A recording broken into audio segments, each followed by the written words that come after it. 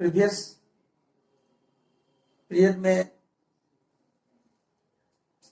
Cell के बारे में कुछ सीखा है। सेल ऑर्गेनल्स की हमने चर्चा किया है। सेल एक ऑर्गेनाइजेशन है। जिस तरह से हमारा बॉडी एक ऑर्गेनाइजेशन है, तो सेल भी एक ऑर्गेनाइजेशन है। सेल बहुत से कंपोनेंट से बना होता है और इन कंपोनेंट्स को हम सेल ऑर्गेनल्स कहते हैं। और ये सारे ऑर्गेनल्स मिल करके एक सेल का निर्माण करता है। Each and every organelle of the cell perform its own work. They have different work and they have different structures. So first of all,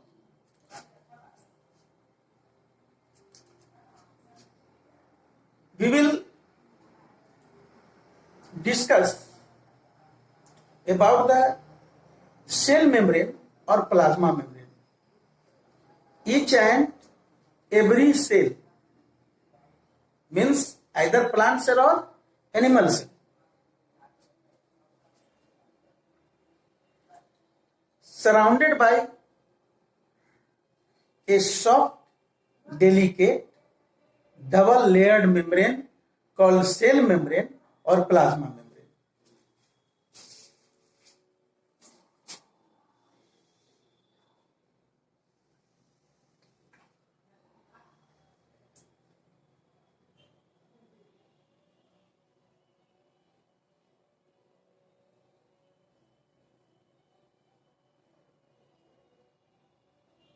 This is the cell membrane or plasma membrane.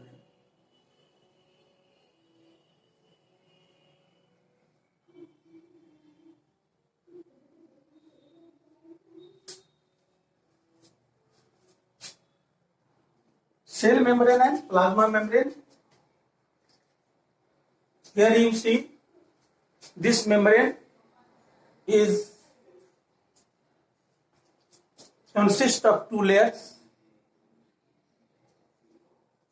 Plasma membrane is a double layered membrane, and all the plants and animals have a plasma membrane. Plasma membrane consists of lipids and protein. Plasma membrane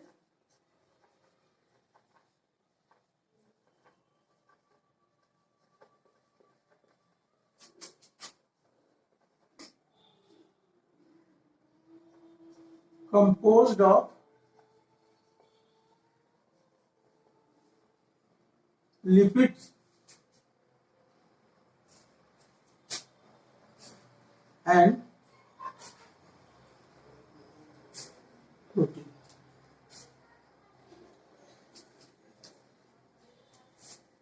Perhaps you know about the protein, but lipids you hear first time.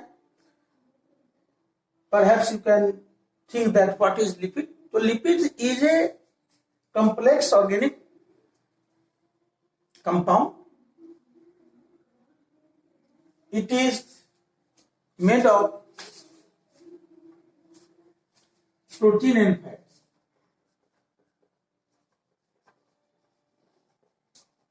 Protein plus fat, यानी protein और fat से बना होता है lipid. तो cell membrane lipid और protein से बना हुआ डबल लेयर मेम्ब्रेन है, सॉफ्ट, डेलिकेट और फ्लेक्सिबल होता है। फ्लेक्सिबल समझ रहे हैं? फ्लेक्सिबिलिटी के कारण ही यह जो है अपना शेप चेंज कर सकता है। अब हम यह देखेंगे कि सेल मेम्ब्रेन का फंक्शन क्या है, यह क्या काम करता है, इसकी क्या यूटिलिटी है, what is the utility of the cell for, what is the utility of cell membrane for the cell. तो फर्स्ट ऑफ ऑल एक क्वेश्चन मैं आपसे पूछता हूं कि अगर आपको दूध देने के लिए अगर मिल्कमैन आता है तो आप दूध किसमें लेते हैं, आपको कोई कंटेनर चाहिए, या एक इसको समझने के लिए अगर किसी फल का अगर छिलका अगर उसको हटा देते हैं तो उसके बाद क्या होता है, अगर उसको घंटा 2 घंटा छोड़ दें तो वो फल सूख जाता है। ठीक उसी तरह से यह प्लाज्मा मेम्ब्रेन सेल में जितना भी कंटेंट है, सेल ऑर्गेनल्स हमने चर्चा किया है, इसके अंदर साइटोप्लाज्म है, न्यूक्लियोप्लाज्म है, माइटोकॉन्ड्रिया है, एंडोप्लाज्मिक रेटिकुलम है, लाइसोसोम है, गोल्गी बॉडी, ये जो कंटेंट है सेल के अंदर उसको यह रखने का काम करता है। यानी सेल मेम्ब्रेन के द्वारा ही वह बाउंडेड होता है, यानी प्रत्येक सेल। तो पहला फंक्शन आपने देखा कि यह सेल के सारे जो ऑर्गेनल्स है उसको यह कंटेन करके रखता है and protects the cell from drying up. Drying up मतलब सूखने से बचाता है, फ्रॉम डेसिकेशन, यह डेसिकेशन वही ड्राइंग अप से यह जो है बचाता है सेल को। सपोज कीजिए कि अगर सेल मेम्ब्रेन अगर यह हट जाए सेल से तो क्या होगा, the protoplasm of the cell will come out and will dry and the cell will ultimately die, और सेल जो है मर जाएगा। तो इस तरह से यह सेल को यह बाहरी एक्सटर्नल एनवायरनमेंट से प्रोटेक्ट करता है। Cell membrane protect the cell from external environment and prevents the cell from drying up। पहला फंक्शन समझ में आ गया कि यह सेल मेम्ब्रेन जो है या प्लाज्मा मेम्ब्रेन यह सेल को एक्सटर्नल एनवायरनमेंट से प्रोटेक्ट करता है और यह सेल को ड्राइंग अप यानी सूखने से यह बचाता है। नेक्स्ट इस क्या है, तो सेल मेम्ब्रेन जैसा हमने बताया कि लिपिड और प्रोटीन से बना हुआ, यह डेलिकेट है, फ्लेक्सिबल है और एक साथ एक इसमें परमिएबिलिटी भी है।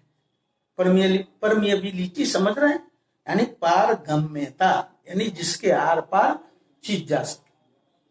तो cell membrane permits means allows some selected substances such as carbon dioxide, oxygen, water, etc.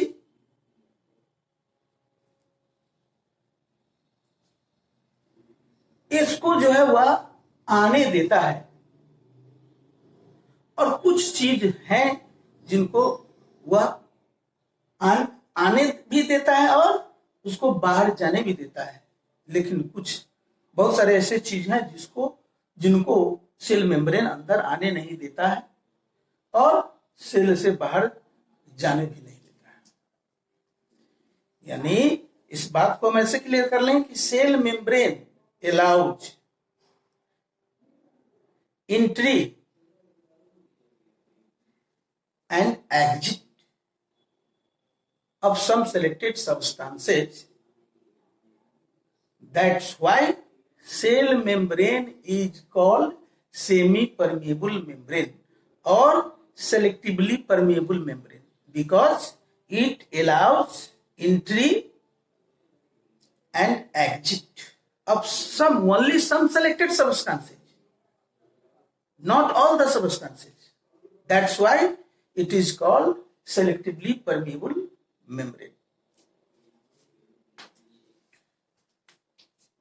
अब देखना यह है कि जैसा हमने कहा कि ये ऑक्सीजन, कार्बन डाइऑक्साइड, वाटर, इन चीजों को वह आने देता है और बाहर भी जाने देता है, यानी ये चीज जो है सेल मेम्ब्रेन से होकर पार करके वह अंदर आते हैं और बाहर भी जाते हैं। अब सवाल ये कैसे अंदर आते हैं और कैसे बाहर जाते हैं? ऑक्सीजन और कार्बन डाइऑक्साइड सेल के अंदर कैसे आते हैं और कैसे सेल से बाहर जाते हैं? तो आपने डिफ्यूजन का नाम सुना होगा। Diffusion, what is diffusion? The diffusion is the spontaneous, diffusion is the spontaneous movement of the molecules from a region of higher concentration to region of a lower concentration। यानी इसको हम ऐसे समझा दें कि मोलेक्यूल्स का हायर कॉन्सेंट्रेशन से lower concentration में मूवमेंट को हम डिफ्यूजन कहते हैं। जैसे कि अगर हम अगरबत्ती जलाते हैं जिसको इंसेंस स्टिक कहते हैं, अगर हम उसको जलाते हैं तो उसके जो है इसेंस पूरे रूम में फैल जाता है। How is it possible? This is because of diffusion.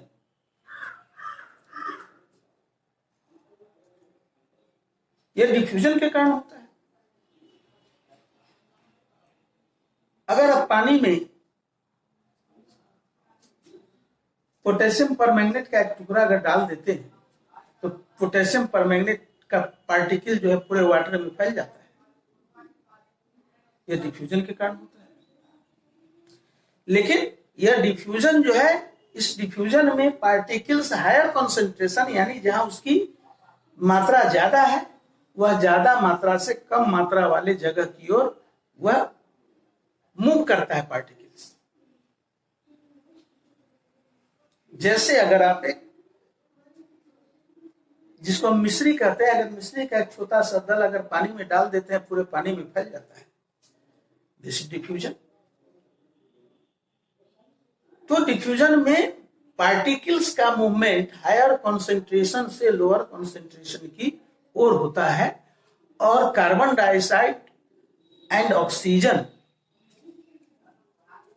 Cell के अंदर और सेल के बाहर जा सकता है थ्रू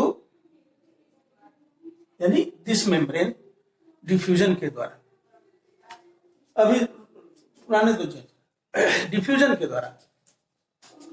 तो आपने देखा दूसरा फंक्शन सेल मेम्ब्रेन का कि सेल मेम्ब्रेन जो है एंट्री और एग्जिट को अलाउ करता है, मटेरियल आता जाता है डिफ्यूजन के द्वारा। अब सवाल है वाटर भी आता जाता है, कुछ ऐसे सब्सटेंस है जो आता जाता है। तो अब यह जो प्रोसेस जो है वाटर का आना जाना और वाटर में जो डिजॉल्व सॉल्ट और मिनरल है वो भी अंदर सेल के अंदर आ सकता है, जा सकता है। इसके लिए जो प्रोसेस है उसको हम ऑस्मोसिस कहते हैं। ऑस्मोसिस, तो osmosis is a special case of diffusion. Osmosis diffusion का ही एक स्पेशल केस है जिसमें एक सेमी परमिएबल मेम्ब्रेन की जरूरत होती है।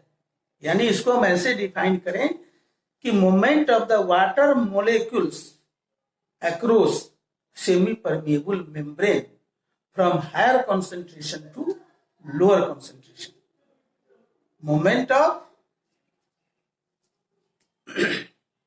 movement of water molecules through a semi-permeable membrane from a region of higher concentration to lower concentration is called osmosis. यानी वाटर जो है सेल मेम्ब्रेन के अंदर ऑस्मोसिस के द्वारा जो है जाता है और आता है।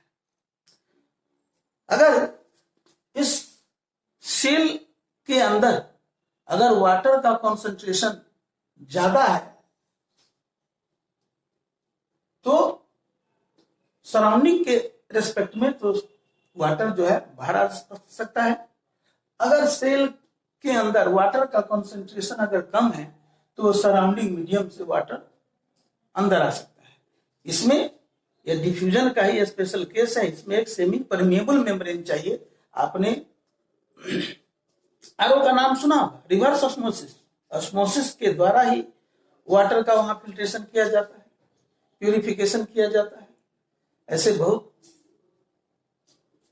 से जगह है, प्रोसेस है जिसमें हमें सेमी परमिएबल मेम्ब्रेन की जरूरत पड़ती है। तो इस मेम्ब्रेन की वजह से ही वाटर जो है आता है और जाता है। अब सवाल है कि यह कैसे, दूसरा हम फंक्शन अगला नेक्स्ट फंक्शन है प्लाज्मा मेम्ब्रेन का। यह प्लाज्मा मेम्ब्रेन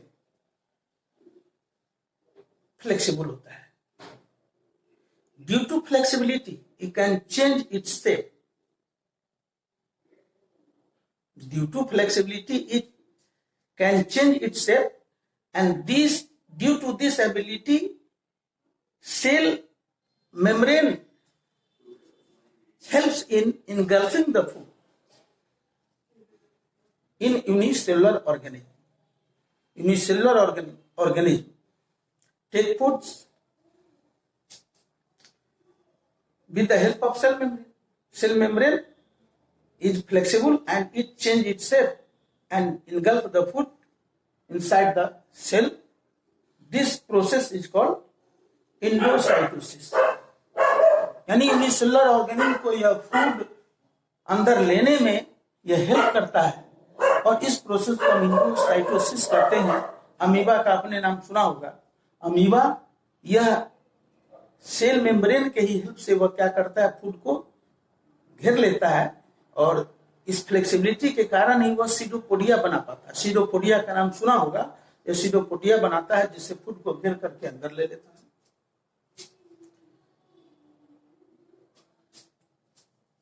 तो इस तरह से आपने देखा कि सेल मेम्ब्रेन किस तरह से सेल को हेल्प करता है। यह जो है एनवायरनमेंट से बचाता है, सूखने से एनवायरनमेंट के संपर्क में आने से बचाता है, यह सेल को सूखने से बचाता है। यह ऑस्मोसिस के द्वारा कुछ सब्सटेंस को एंट्री और एग्जिट होने देता है। यह ऑस्मोसिस में हेल्प करता है और फूड को अंदर लेने में भी हेल्प करता है। अब हमने अभी चर्चा किया ऑस्मोसिस का। यह ऑस्मोसिस होता कैसे, तो एक आप एक्सपेरिमेंट कर सकते हैं कि सेल को, किसी प्लांट सेल या एनिमल सेल, और सबसे अच्छा होगा कि एक जो है हेन का जो एग है हम ले करके उसका एक्सपेरिमेंट हम कर सकते हैं। इसमें ऑस्मोसिस को दिखाने के लिए सबसे पहले कि एग जो होता है उसके ऊपर एक कैल्शियम कार्बोनेट का एक मोटा लेयर होता है। यानी सबसे पहले हमको उसको हटाना पड़ेगा। उसको हटाने के लिए एक सेल को हम, सबसे बेटर यह होगा कि एक सेल को हम एसिटिक एसिड यानी इथेनोइक एसिड, उसका केमिकल नेम है इथेनोइक एसिड या उसका कॉमन नेम है एसिटिक एसिड। आपसे सुना होगा। और विनेगार उसमें 92% एसिटिक एसिड होता है। विनेगार जो है वाटर और एसिटिक एसिड का मिक्सचर है। तो इस एसिटिक एसिड में एक को अगर हम डाल दें, कुछ मिनट छोड़ देते हैं, 20 मिनट 25 मिनट, तो धीरे धीरे यह जो कैल्शियम कार्बोनेट का हार्ड लेयर है वो हट जाएगा। हटने के बाद उस एग को, और देखिएगा कि आप मेम्ब्रेन बच गया, एग के नीचे एक पतला मेम्ब्रेन आपने देखा होगा, अंडा को उबाला होगा बहुत बार और जब छिला होगा तो देखा होगा कि उस हार्ड कवरिंग के नीचे एक पतला मेम्ब्रेन है, तो मेम्ब्रेन जो है आपको बच जाएगा। अब हम उसको, उस सेल को एक सॉल्यूशन में डालते हैं। वो सॉल्यूशन साल्ट सॉल्यूशन भी हो सकता है या शुगर सॉल्यूशन भी हो सकता है।